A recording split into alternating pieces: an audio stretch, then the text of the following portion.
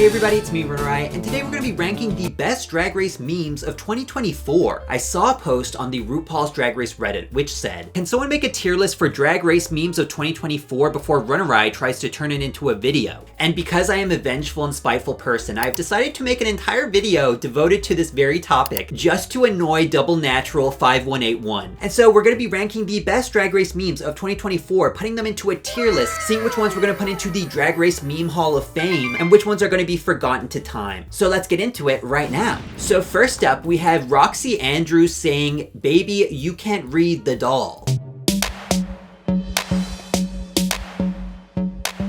Baby, you can't read the doll.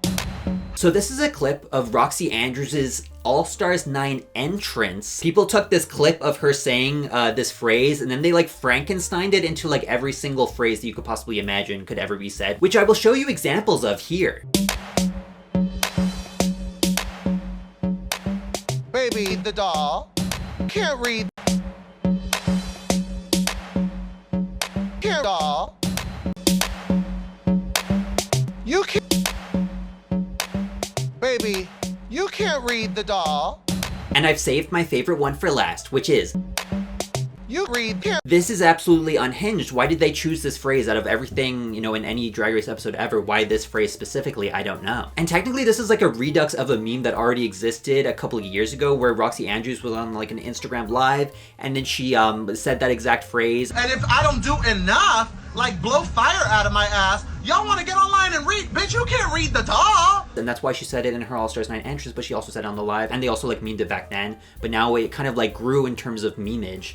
That sounds like a Jackbox game, memeage. Jackbox, you can have that for free, you're welcome. But yeah, so it was like a meme back then, it blew up again, but this time even bigger than before. It's kind of like going from like a missile to a nuclear bomb. Like that could, But this is like a top tier meme, like not specifically because of, you know, the clip itself, but because of what people were able to do with the clip. This like perfectly exemplifies the creativity of people online. And I am putting it in the Meme Hall of Fame. So next up, we have a clip of Mistress Isabelle Brooks playing Roblox. She's playing Dress to Impress, and she says, "It's giving he, she, we, they, them, non-binary, vegan, vegetarian.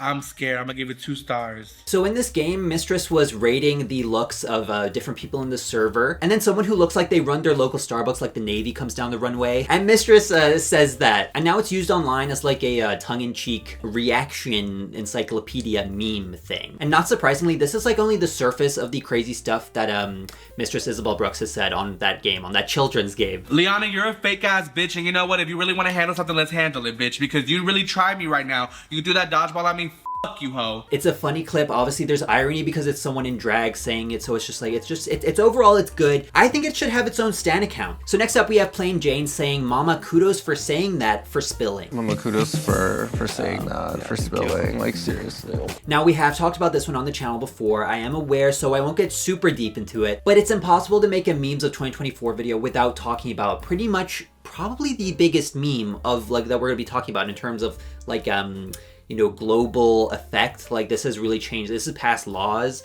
maybe even a few drag bans if I but this was like one of the most viral memes, so we have to talk about it. This was on season 16. Q was opening up to Plain Jane about her HIV positive status, and the notoriously warm-hearted, loving Plain Jane responds with this. Mama, kudos for saying that, for spilling. And it went viral online last year, with most people kind of inserting it into these very serious film scenes and these TV scenes. The memes about it are fine. This is one of the ones that I actually think that the original is funnier than the memes. It's kind of like the opposite of the Roxy Andrews one. Like there's nothing that can surpass the original like context of the situation. So for me, it's solid, it's good. It is a meme hall of fame. Like I know that I said that the freaking memes about it aren't that funny. The original itself is really good, so I can't rank it down any like lower. So next up we have the meme that is Megami holding up the Protect Queer Art sign. For a destination.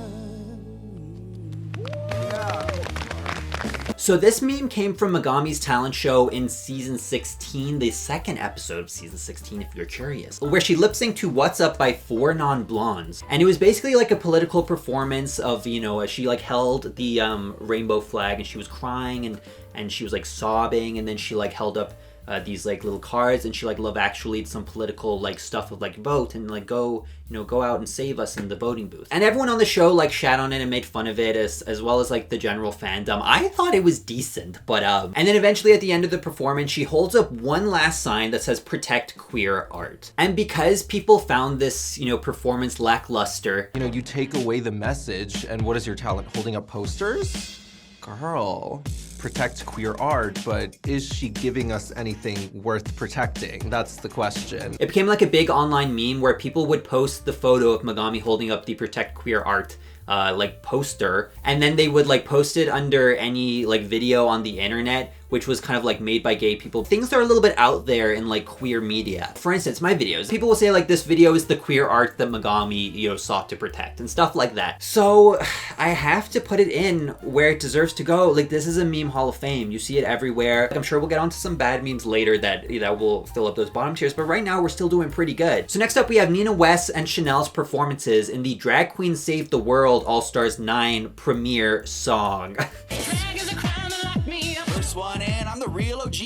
I set the bar and made history. When the episode aired, both of the verses started to get made fun of for similar but different reasons. But people made fun of Nina West's verse, specifically the first line. And then with Chanel, with Nina West, it was more so the first line, but people made fun of like all of Chanel's verse. It's like, which I find so interesting that this was regarded as one of the worst verses of all time. But it was released 1 week after I posted my ranking the worst verses of all time video. So it's like Chanel knew that she knew she had to wait until after I posted that video in order to upload like a really bad verse, because she wanted to give me content for episode 2. Thank you so much, Chanel. But these verses were made fun of from the premiere of the episode, but I think it got extra made fun of when it was commentated on by Katya on the Bald and the Beautiful podcast. Legendary, stand up for what is right. And I'm the real OG. I set the bar and made history. It's ChatGPT. But it's not ChatGPT. It's non-union writer being with a gun to their head. It makes Roxy's verse and Reggie Rochu look like Maya Angelou. And then I think that kind of like validated a lot of people, and they decided to make fun of it even more. So I'll give this one to Double Natural 5181. You can have this one, Double Natural. I gave you the worst one that we've seen so far. I bet you're regretting making that post now, aren't you? So next up we have Plain Jane's LinkedIn photo. So back when season 16 started airing, people were doing deep dives, I guess, on the contestants, and fans ended up stumbling upon Plain Jane's LinkedIn profile picture under the name Andrew Vladimir Dunayevsky. Which is a Dune. It all roads lead back to Dune. Actually, that's an abridged version. The full one is Dune Tunayevsky. And I think that the professionalism of this photo contrasted with Plain Jane's, drag persona was very daunting for people. To see someone who does not take themselves very seriously to like have a LinkedIn photo where they're very, like taking themselves seriously. I think people just like that. And to this day, I'm still seeing memes about this on Twitter. Most recently, comparing this, shot to Luigi Mangione of all people. So it's still doing rounds to this very day. So it did have, longevity. I think this one deserves its own stan account. I'm not gonna lie, it is a pretty good one. Speaking of Plain Jane, next up we have a Mandatory Meetings reaction to Plain Jane's finale performance. Take a look. You like it?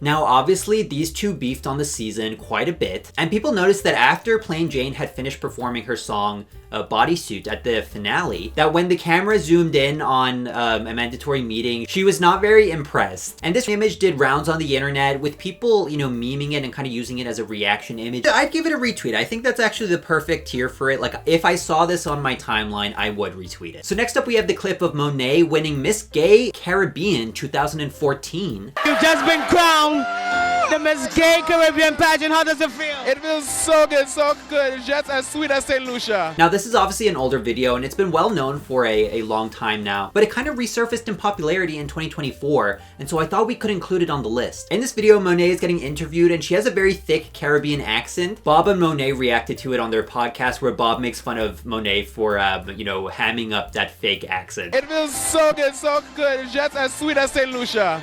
What does this mean? Not when they have an accent. Not when they all of a sudden have an accent. Where's that? Bitch, you got an accent on eBay. It feels good at St. Lucia. Fake. Bitch, you ain't got no accent. Why your accent come from, though? And one of the reasons for this resurfacing was Corey King on the new season of Drag Race Season 17. In her Meet the Queens video, she kept referencing As Sweet as St. Lucia. The drag scene in Boston, honestly, is as sweet as St. Lucia. Being on the 17th season of RuPaul's Drag Race is as sweet as St. Lucia. I am America's next drag superstar because I am as sweet as St. Lucia. I'm not changing it, that's the answer. Just as sweet as St. Lucia. And I think Corey King kind of bringing this back into the general consciousness made people remember this and meme it again. This one is a solid, it deserves its own stan account. So next up we have a viral clip of Georges saying, "It's so muggy out here." So for the press tour of All Stars 9, the cast was made go to Washington, D.C., and they had to do like photo shoots in front of like the Washington Monument and stuff. And during this photo shoot, there is a behind the scenes video from someone's Instagram where Georges said, "It's so muggy out here." It went viral with a lot of people now using this phrase, "It's so muggy out here," when posting their own, makeup on the internet. It's funny. It's not crazy or anything. Like for me, it's kind of forgettable. And for that reason, I'm going to put it in P. Sherman 42 Wallaby Way, Sydney, because if I try hard enough, yeah, I probably could remember it, but it's just not sticking with me. And yes, that is a Finding Nemo reference in 2025, guys. So next up, we have a clip of Aja talking about the village. There was this boy named Andre, and he was like, "Oh, you need to come to the village." And I was just like, "The village?" So I'm like, "What the fuck is that?" It sounds crazy.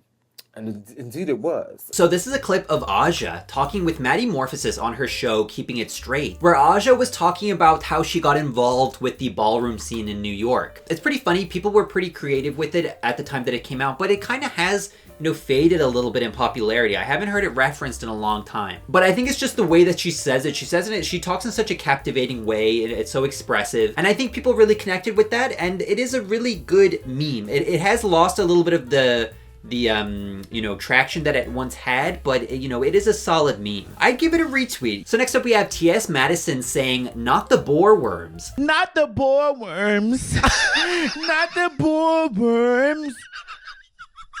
Girl, What are the boar worms? The boar worms are the worms and stuff. Not the boar worms. Now this is a reference to the episode of The Bald and the Beautiful with Katya where she had T.S. Madison on as a guest. And during this entire episode, T.S. Madison quotes this obscure reference to Flash Gordon, where there's a scene where one of the characters says, "Not the boar worms." And she keeps bringing it up the entire, episode, and anything that she can reference the boar worms in, she will reference it. See? Look at that. Look at that. The boar worms. I'm gonna go look up these boar worms later. And I think it's even better when you actually see the clip of the actual scene, because T.S. Madison makes it out to be this very sensual, not the boar worms. But in the actual, clip, it's not sensual at all. She's being held against her will, and she's screaming for them to not bring in the boar worms. No! Not the boar worms! No! Not the boar worms! No! Not the boar worms! Your delivery is a little more sensual.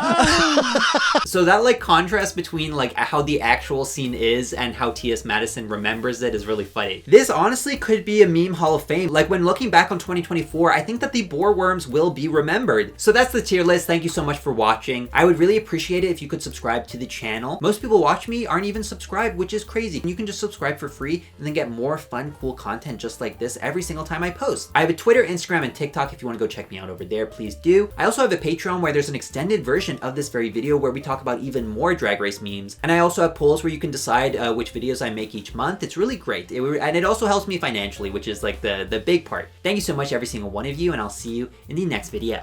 Goodbye. Now it's that very special time of the week where I give a shout out to Frankie Deutsch, Ray Vision, Lady Gaga, Alicia, He Him Sir, Ryan the Nerd, Lucian, M, Jay Stevenson, did you just say wig? Reese Burke, James Burton, Cool Gal Nan, Vern Wisner, Brony RuPaul, Jabroni, Giovanni JPEG, Edgar Allan Pup, Count Kekula, Yuno, Michael, Planet Daniel, The Almighty Anginator, Mobster Lobster, Jamie James Bradshaw, Nico Montano, Ravi Kasari, Eve, Dip, Crazy Oats. That was my crazy taxi impression. Okay, Yoon Wyatt, Vico Pop, and Tone.